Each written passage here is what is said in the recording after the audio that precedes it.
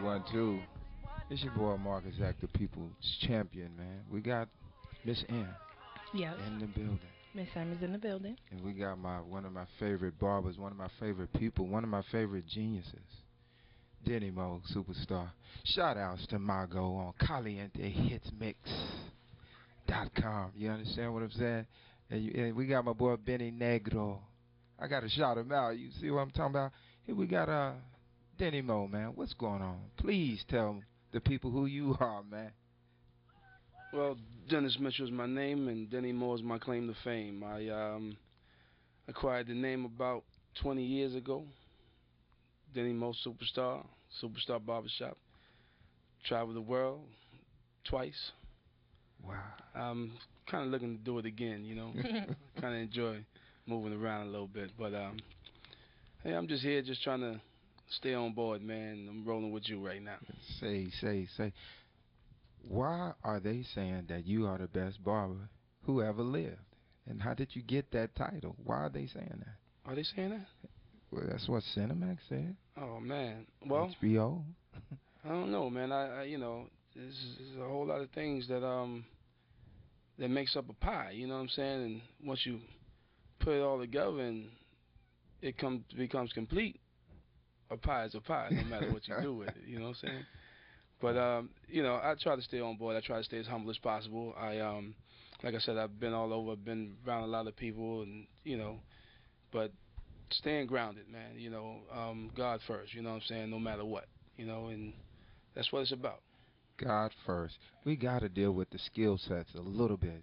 We got callers, and I want you to help us with it because, listen, not only is this guy my barber, but he treats me like I'm his barber, like I'm a star or something, you know what I mean? I'm saying sometimes you're supposed to come in and tip your barber, but what is this when you offering your clients things to eat? And it's real talk.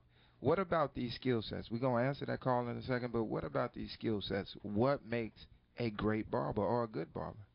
Well, great. I think what makes a great barber is the fact that you can just do your work, man, and let it speak for itself. You know what I mean? You don't jump up and down and say, hey, I can do this and hey, I can do that. Because if it's real, it's going to shine, man. I got a saying, man, that goes something like this. There's only three things to shine. That's the sun, the moon, and the truth. And if you're the truth, it's going to illuminate, baby. I'm Dr. Marcus like Truth. Like can you believe that, man? For real, man. Marty, what you got to say to the king of barbering? Well, give me a little more of a background. I'm young, so I'm just now coming to know Denny Mo. And so when did you start, like, in the business? Like, how old were you when you started actually cutting hair? Actually cutting hair, 14. 14. I was 14, yeah. That was about 6 years ago. You know? But I've been cutting hair for 28 years now. And like I said, I've, you know, done a lot of things, been a lot of places, seen a lot of stages, you know. When you were a kid, well, because you were a kid cutting hair. Absolutely. Pretty much. Did you imagine that it would be what it is? Did you imagine Denny Mo would be who he is today? Because I mean, you're more than just. I mean, you're Denny Mo the person, but Denny Mo is a brand. I mean, it's like getting a name brand haircut if you go to Denny Mo's. Well, to be totally honest with you, I just love what I do. You know what I'm saying? And I didn't think that it would go to this extent, to be honest with you. I call it the Michael Jordan syndrome. You play the game and the money will come, you know what I'm saying, and the fame and the fortune, all that comes. Just play the game and have love for the game, you know what I'm saying, and you'll be on top of it before you even know it. And then when you start looking down and you see nothing above you, you're like, wow, you know, this is what it is. So, I mean, how did you get to the point where you were cutting celebrities' hair and going on tour with them to cut their hair? I mean, how did that come about? I mean, was it like the right place, the right time? You had the right network, or was it just like your work spoke for itself to the point that people were like, I got to have him on the road with me? Well, you know what? It's funny because when I first started out, I started out with Dougie Fresh. And you know how far back that was, right? What up? You need to get rid of that zero, get with this hero. All that, you know. And the funny thing was, I was cutting his hair. I didn't even know he was Dougie Fresh. His name was Doug. You know, Doug Davis. So everybody talking about, we're going to see Dougie Fresh tonight, and I'm cutting his hair, and I'm like, yeah, I'm gonna check it out, whatever. And then he came out on the stage. The guy that was cutting his hair, he came out on the stage, and I thought he was just going to introduce him. So he started doing it. I'm like, that's my customer. I cut him, and it just went on from there. Like I said, I never really went out. I believe it or not, I never really handed out cards or anything. It's just that trying to be good at what I do, trying to be a perfectionist, try to be a finisher, try to make just be clean, quality before quantity, and it took me as far as it did. Do you have any words of wisdom for any up and coming barbers, entrepreneurs? Stay humble. Like I said before, let your work speak for you. You don't have to say a whole lot. And if you got a few haters, you know what I'm saying, it's cool too, you know what I'm saying. Just turn the hater down so you can turn the hate down, you know what I'm saying. Because it gets real hate inside, you know what I'm saying. It gets real hot with the hateation, man. Oh Lord. But when you have like people, your name in other people's mouth, that means you're doing what you're supposed to be doing, Wow. Yeah. We got to take a call, and I want you to help us with the caller. Let's see what this topic's about. Hope it's not Chris Brown and Rihanna. Is he still please. on the line?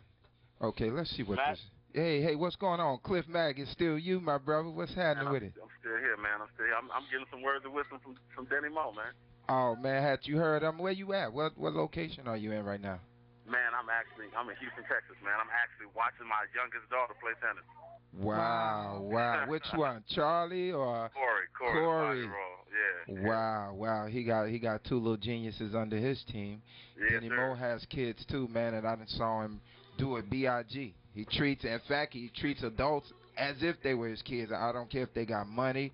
I mean, that's the difference between a person who could cut hair and a person who's a barber. I know a lot of different situations, not trying to embarrass nobody, but he does it for free. I'm going to tell you something, though. He can only do that. If he wasn't as good as he is, he couldn't do that because people wouldn't hear it. Wow. You know what I'm saying? Go ahead. I'm sorry. I didn't mean to cut you off. You take advice about money from rich people. Wow. You know what I'm saying? That's real. Absolutely. Had you heard of Denny Moe before this show? Yeah, I think any up in Harlem. Didn't you take me over there? Hey.